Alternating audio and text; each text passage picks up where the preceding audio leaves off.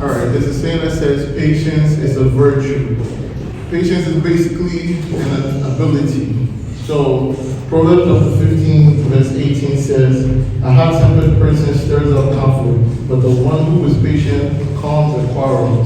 So does Proverbs chapter 14, verse 29 says, whoever is patient has a great understanding, but who is quick to temper the place fully.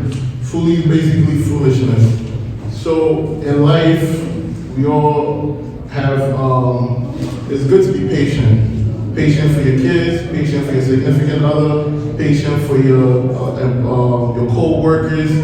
A lot of times, people tend to not have patience, and even the littlest thing, when something happens, most of the time, even including myself, I realize that whenever somebody is talking to me and I feel like I don't want to hear what they're saying, I don't listen to them. I'm just basically waiting for them to finish talking so I can talk, which is a wrong thing to do because I'm not having patience to actually listen to what the person is saying. And I feel like sometimes we all tend to do that in life, whether it be our kids, whether it be our parents, whether it be a significant other. Because it's not easy to be patient, especially when somebody's saying something to you that you totally disagree or you are highly annoyed. But in that moment, whenever you're not patient, you tend to make a mistake. Because I feel like in life, if we actually calm down and let a couple of seconds go and actually listen to what somebody is saying, we might still not see it that way, but our response will be totally different. It's almost like a parent and a child. When a child is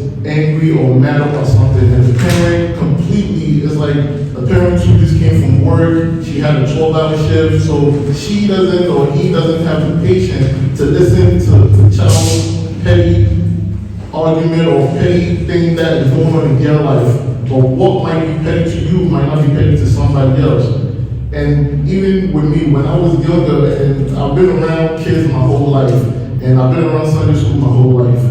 And I quite remember, like, when I was younger, when I was like in my 18s and my 20s, these are all different groups of kids. Like, before it was a whole different one, the Keyshawn and the Quincy and them. And I quite remember, like, every time they would do something, I'll be quick to, like, hit them or yell at them. And as I grew up, I realized that kids also have feelings. Kids also go through stuff. So if a kid is acting out or yelling or screaming, your first response shouldn't be to yell at the kid or beat the kid or whatever. Sometimes you have to listen to them. It doesn't matter how petty it is to you, because what might be petty to you might not be petty to that kid. What might be serious to you might not be serious to that kid. I feel like with this generation, it's a miscommunication with this generation and the older generation. This generation feels their parents don't understand. The older people feel like there's a certain way to do things and it's that way or nothing at all, which always tend to not help either parties.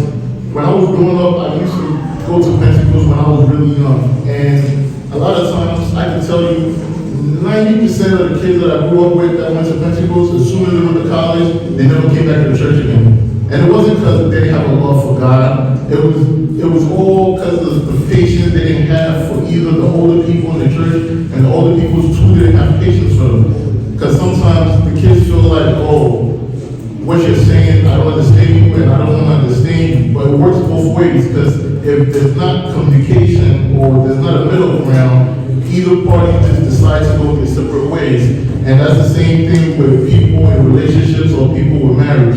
Like sometimes the man feels I'm doing too much or the woman feels I'm tired. It has to be a middle ground. You just can't always just go your separate ways. You have to have patience for each other. Because patience is a virtue, is an ability. And as time goes on, you have to learn it. You're not too old to learn patience. You can't say, oh, I'm 50, I'm 60. My brother, so I don't have to have patience with nobody younger than me or whatever, because it doesn't work like that. Because in that case, you would never be able to communicate with anybody. Even with me, most of the time when I'm at work and people come in, it's like some of the questions they ask me, it's almost like, are you serious? But even whenever I feel like I'm getting mad or something is annoying me, I take time, I step back and have patience to actually listen to the person. That doesn't mean they're right when I listen to them. But when you make hasty decisions or make decisions out of anger or out of not having patience with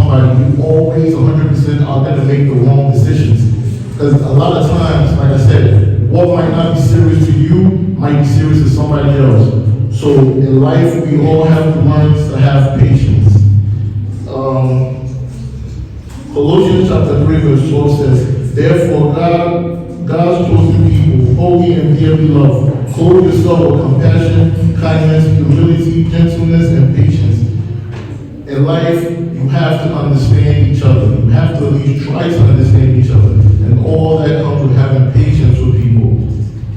What might be good to you or good for you might not be good for the next person. Like I said, a lot of times, most of us, it's a real disconnect between older people and younger people, because in a way, older people think whatever they went through in life or how they got to where they got is the way that everybody else is supposed to go through. Which now that sometimes they are right. They are absolutely right.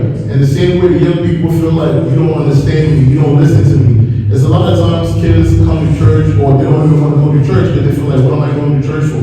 Even with that person, you have to have patience for that person. Because as that person grows up, they're going to have an understanding and they're going to look at life different. Because you're going to understand when somebody's young, the way they look at life now is not the same way they're going to look at life 10 years from now. So it's all about patience. Amen.